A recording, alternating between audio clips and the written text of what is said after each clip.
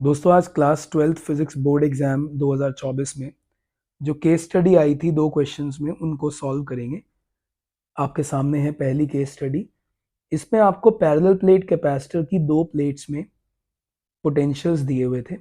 4 अलग अलग केसेस आपके सामने, फर्स्ट केस का, सेकंड केस का, थर्ड केस का, फोर्थ केस का। अब यहाँ पर क्या है, देखो पहले में high potential is -50, low potential is -70। दूसरे में high potential +150, low potential -50। Third में high potential +200, low potential -20। Fourth में हाई पोटेंशियल -100, लो पोटेंशियल -400। अब आप देखें बेटा, इनमें जो पोटेंशियल डिफरेंस है, यहाँ पर है 300 वोल्ट, यहाँ पर है 220 वोल्ट, यहाँ पर है 200 वोल्ट और यहाँ पर है 20 वोल्ट। सेपरेशन सब में सेम दिया हुआ है आपको। कहता है इलेक्ट्रिक फील्ड किस केस में आई कैप में है, मतलब राइट वर्ड्स है। Right words electric field, high से लो पोटेंशियल होती है इलेक्ट्रिक फील्ड, तो वो हर केस में, यहाँ भी लेफ्ट में है, यहाँ भी लेफ्ट में है, यहाँ भी लेफ्ट में, इस केस में वो राइट में है। तो इसका जो करेक्ट आंसर है वो है फोर्थ, मतलब डी पार्ट। दोस्तों जो मैं सॉल्व करा रहा हूँ ना आपको, वो है सेट 2 की बात कर रहा हूँ मैं।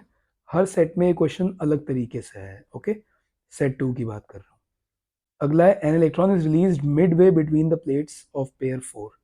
फोर्थ में हमने इलेक्ट्रॉन को छोड़ दिया, तो इलेक्ट्रॉन कहाँ जाएगा? Obviously against the electric field जाएगा। तो it will move against the electric field, मतलब लेफ्ट में, मतलब नेगेटिव एक्स एक्सिस में, माइनस आई कैप में जाएगा और एक्सेलरेट होता हुआ जाएगा, क्योंकि उस पर फोर्स लग रही है बेटा, इसलिए accelerate along minus I cap. This is the correct answer. अब आते हैं इसके थर्ड पार्ट में। थर्ड पार्ट बहुत ही अच्छा पार्ट था बच्चों।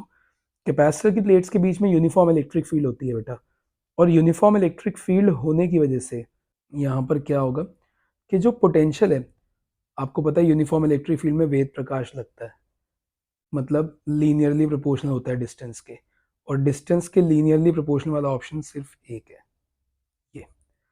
अब वो कह रहे हैं कि वी नॉट पोटेंशियल मान लेते हैं लेफ्ट वाली प्लेट पे, किसी भी केस में V naught potential difference potential मान लेते हैं लेफ्ट वाली प्लेट पे। चलो यहाँ पर मान लेते हैं, थर्ड केस में दे देता हूँ।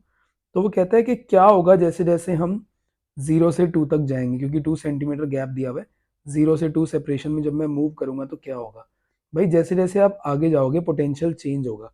अब इस क्वेश्चन की बात करूँ तो देखो, हाई से low potential electric field left में, आप अगेंस्ट द फील्ड जाओगे तो पोटेंशियल बढ़ेगा, और पोटेंशियल बढ़ने का जो रेट होगा, यूनिफॉर्म फील्ड में वेद प्रकाश लगता है, तो वो लीनियरली बढ़ेगा, मतलब इस तरीके से वो एक्स, जैसे जैसे हम आगे जाएंगे वो लीनियरली बढ़ता रहेगा। तो ये इसका आंसर था बेटा। अब आते हैं इसके लास्ट पार्ट में, जिसमें पूछा गया इलेक्ट्रिक फील्ड कंपेयर करो इन चारों केसेस में। बेटा देखो, Ved Prakash, potential difference is electric field in distance, distance चारों में सेम है। जब पोटेंशियल डिफरेंस मैक्सिमम तो electric field maximum, potential difference maximum इस केस में, तो इलेक्ट्रिक फील्ड भी मैक्सिमम इसी केस में। ठीक है बेटा। फिर अगला है जो, या आप ये करना था, ये मैं दोनों बता रहा हूँ आपको, ये बता रहा हूँ। Electron is projected from right plate of set 1 directed towards left plate, it just comes to rest at the plate, the speed with which it was projected is about।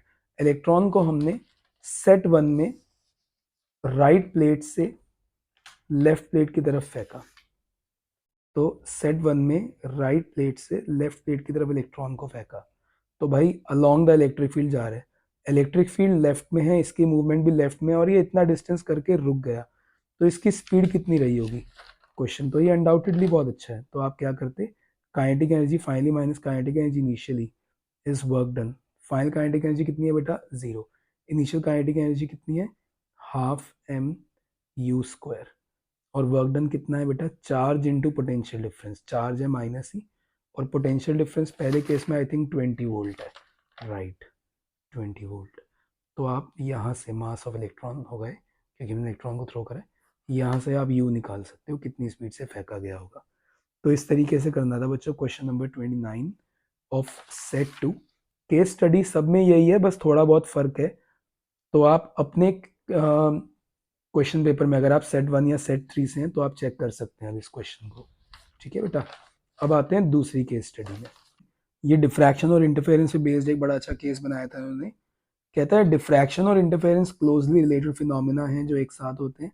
Diffraction, bending of light around the corners of obstacle. Diffraction की बात करी, interference की बात करी। आपको बताया दो slits हैं जिनकी विड्थ है 2 माइक्रोमीटर ईच, तो हमें स्मॉल ए पता है। ठीक है, उनमें सेपरेशन है ये, तो हमें स्मॉल डी पता है, क्योंकि ना इसने एक सेटअप करा है जिसमें इंटरफेरेंस और डिफ्रैक्शन इकट्ठे पैटर्न बन रहे हैं स्क्रीन पे। कहते हैं number of peaks of interference fringes form with in central peak envelope of diffraction. Diffraction के सेंट्रल मैक्सिमा में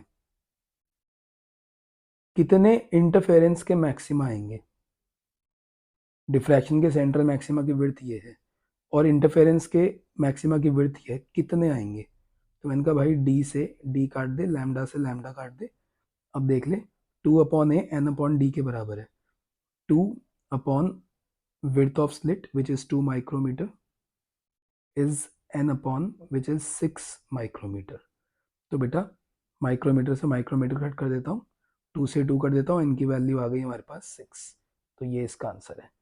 फिर number of peaks of interference कितने होंगे अगर मैं डिस्टेंस बिटवीन स्लिट्स को सेम रखूं लेकिन स्लिट विड्थ को डबल कर दूं। मतलब स्लिट विड्थ 2 माइक्रोमीटर की जगह 4, तो 2/4 micrometre is n upon 6 micrometer.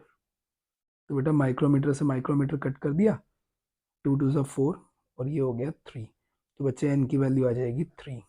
This is the answer. अब आते हैं इसके नेक्स्ट पार्ट में। अगर वो 450 नैनोमीटर की जगह 680 नैनोमीटर की वेवलेंथ यूज करता तो इस पे क्या फर्क पड़ता। बेटा देखो, जैसा हमने पिछले पेज पे देखा सॉल्व करते हुए कि लैम्डा से तो लैम्डा कट गया था, है ना। तो क्योंकि लैम्डा से लैम्डा कट गया था तो बेटा इसीलिए इसका आंसर फिर से 6 ही आएगा, फर्स्ट पार्ट वाला। ठीक है ना। इसके बाद है consider diffraction of light by single slit. First minimum कहाँ पर आएगा बेटा। First minimum sine theta is delta X upon A, 1 lambda upon A. Aperture of slit is 2 micrometre, क्योंकि डिफ्रैक्शन का पूछ रहा है बेटा वो। और लैम्डा की जगह पे आप 450 नैनोमीटर रखेंगे, आपके पास सॉल्व करके आंसर आ जाएगा। इसके बाद है number of bright fringes interference के 1 मीटर ऑफ स्क्रीन में कितने आ जाएंगे अगर कैपिटल डी आपको दिया हुआ है। बेटा वो कह रहे हैं स्क्रीन अगर 1 मीटर बड़ी है तो उसमें कितने फ्रिंजेस आ पाएंगे। Number of bright fringes form due to interference on 1 metre of screen placed at 4/3 metre away from slits. आपको कैपिटल डी दिया हुआ है, तो बेटा एक स्लिट एक फ्रिंज की विड्थ निकाल लो D by D of lambda. ठीक है ना। एक फ्रिंज की विड्थ आ गई D by D of lambda. हमको कैपिटल डी दे दिया 4/3 मीटर, स्मॉल डी हमको दिया हुआ है पहले से ही 6 माइक्रोमीटर, लैम्डा हमको दिया हुआ है। सॉल्व करके हमने निकाल ली एक फ्रिंज की विड्थ। मान लेते हैं लेट से एक फ्रिंज की विड्थ आई लेट से एक्स, तो ये एक फ्रिंज की विड्थ है। आपके पास कितना स्पेस है 1 मीटर, आप 1/x कर देंगे।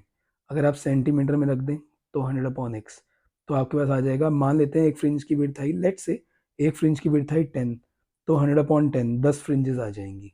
एक एग्जाम्पल दिया मैंने, तो इस हिसाब से आप इसको निकालेंगे। आई होप आपको इस समझ आ गया होगा बेटा। वो आपसे कह रहे हैं कितनी ब्राइट फ्रिंजेस आएंगी, तो आपने इस तरीके से सॉल्व करना है। अब देखिए जैसे इसको सॉल्व करा तो आंसर आ रहा है 10⁻⁻1, 10⁻⁻1 मीटर, मतलब 1/10 मीटर। ये एक फ्रिंज की विड्थ है, तो बेटा 1 मीटर में 10 फ्रिंजेस आ जाएंगी। 10 फ्रिंजेस होंगी, उनमें से 5 ब्राइट होंगी 5 डार्क होंगी। अब इसने तो 5 का ऑप्शन दिया ही नहीं है, तो मतलब ये सारी नंबर ऑफ फ्रिंजेस बता रहे हैं, तो आप इसका आंसर 10 करोगे। इसका आंसर होगा 10। बेटा आप अपने सेट के हिसाब से मैच कर सकते हैं, मैंने सेट 2 का सॉल्व कराया है ये।